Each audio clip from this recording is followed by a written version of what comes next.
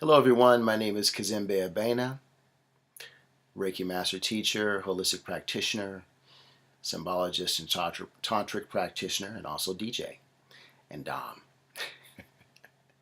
um, it is February 28th, I think about 7:15 p.m. on a Sunday. Beautiful day today, by the way, in Atlanta, Georgia. I wanted to talk, and this is something that I've been looking to talk about for, well, I guess a couple years now. And as I get into more healing groups, it's something that becomes more and more apparent. And that topic, that issue, is on men healing, male healing. And frankly, we are not doing anywhere near enough of it. Men, we need to allow ourselves and get into healing ourselves. Boy, it's just, I've had, as a practitioner, um, I've had so many women come to me and talk to me about their husbands and their brothers and their fathers and their boyfriends. Um, and it's like we have walls up. As men, we have walls. We can't communicate. We can't express ourselves emotionally unless it's anger. We're good at that. One note.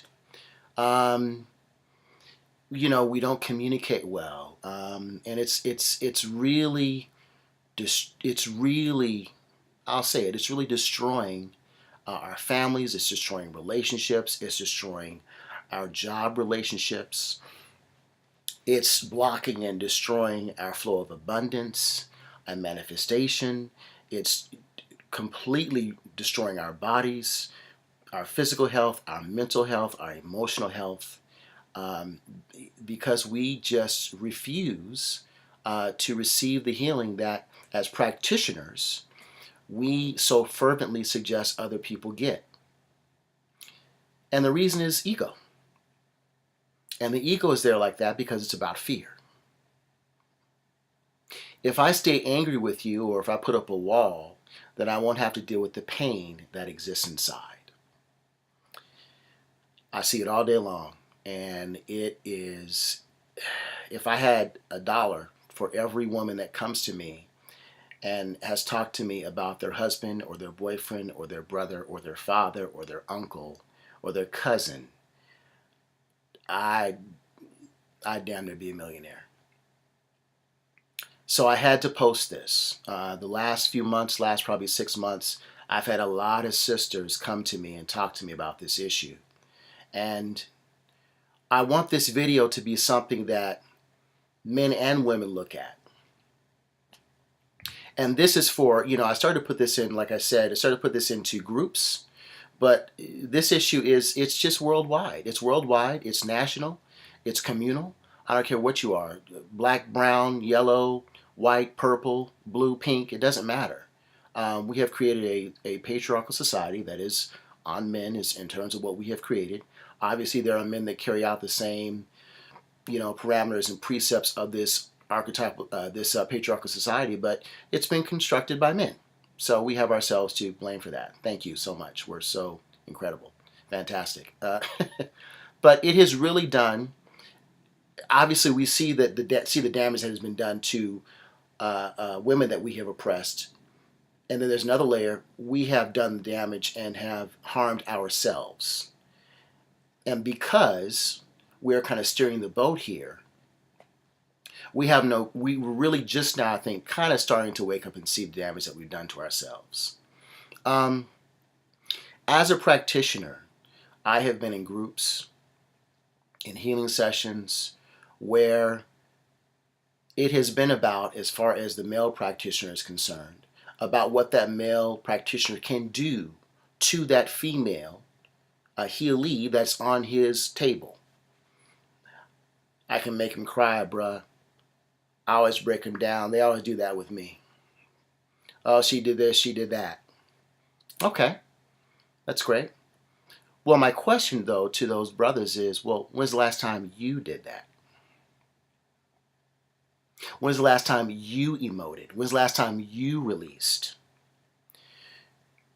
It is our egos that is allowing us to think that we are okay with not healing in spite of the fact that we're a healer.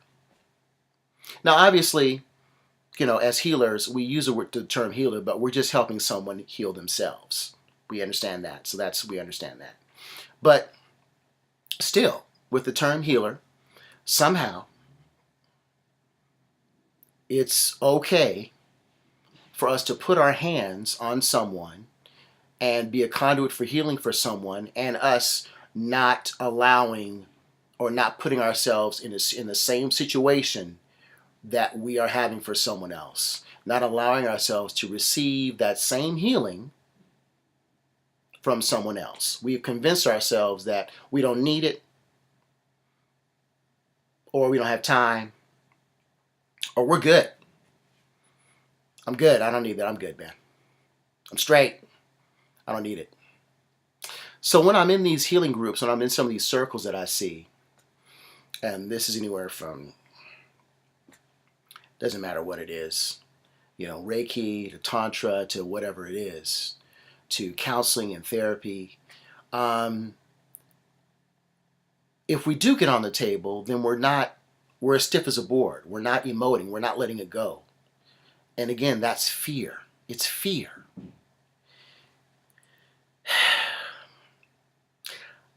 Even on another note, I was talking with a very, very dear friend of mine one day, very close friend. And I'm sure you're all aware there are groups out there that allow people to come together to heal. And in some of those groups, you end up speaking to or talking about all of your issues to groups of people that you really don't know. You just met just over that weekend. So my friend was telling me about, talking to me about this. Now someone was telling him about this group, and they were saying, okay, there's a facilitator, and then there are people in the seats, who are just basically receiving the healing and kind of going through the weekend sessions.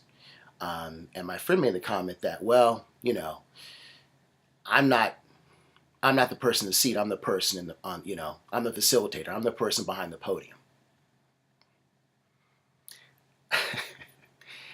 He was a male, of course. This is a guy. Love him to death. Great brother. And I thought about that. And he may even see this video, and I hope he does, because I hope it spawns a conversation. I thought about that, and what I thought about was that unless you have been the person in the seat, unless you have gone through the journey of healing, you don't deserve to be the facilitator or the person behind the podium to take those people through a healing process, because you haven't done it yourself. You don't know what it's about. You haven't experienced it. You won't have the compassion, the wisdom, the empathy, the sympathy, the knowledge to take those people's hearts, hold the space for those people, and to take them through the process, because you haven't done it yourself. You don't deserve to be that facilitator. You don't deserve to be at the podium. Same thing with healers. Here we are, talking about men and women, but I'm focusing on men now. We are going to get clients, talking to people about our business.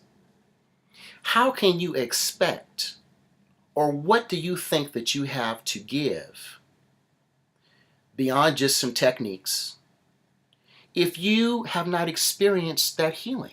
And again, I'm not saying that we have to be perfect at all. That's not what I'm saying at all. But you have to know.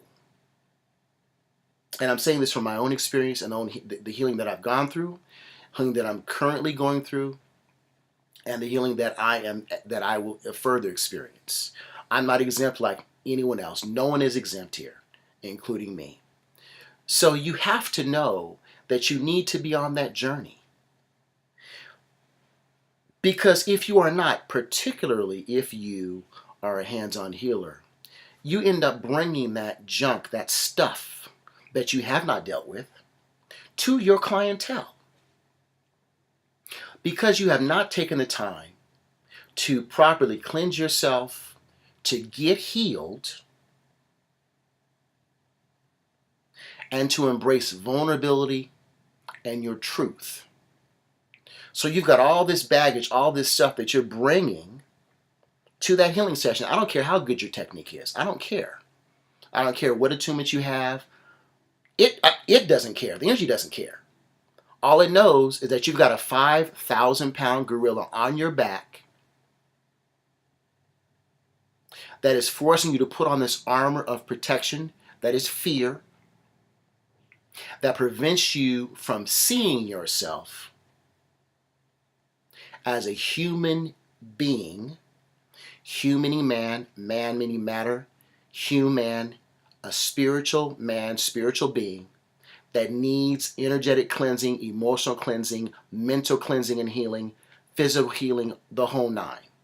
No one is exempt from this. No one. Yes, I'm even talking to you. I don't care if it's master, guru, no one. No, I have never met not one person that didn't need some form of healing, whether it's energetic, physical, mental, emotional, sexual. And I'm talking all of those. I haven't met not one person that couldn't benefit from all of those. We got to get it. We got to get it, gentlemen. We really do. We really, really do.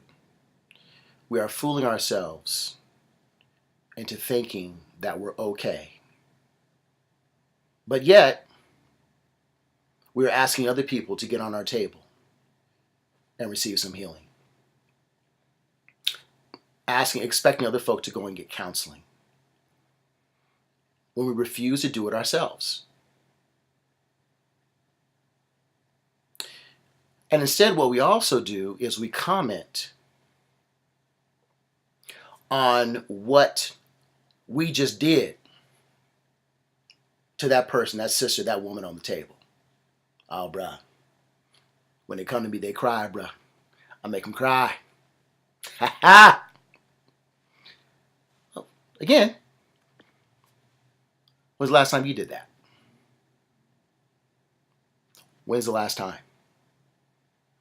Because if you did that enough, I believe that the responses would not be so cavalier and insensitive, because you would know what it would mean for someone to take your heart and to hold it, to hold your heart ever so carefully,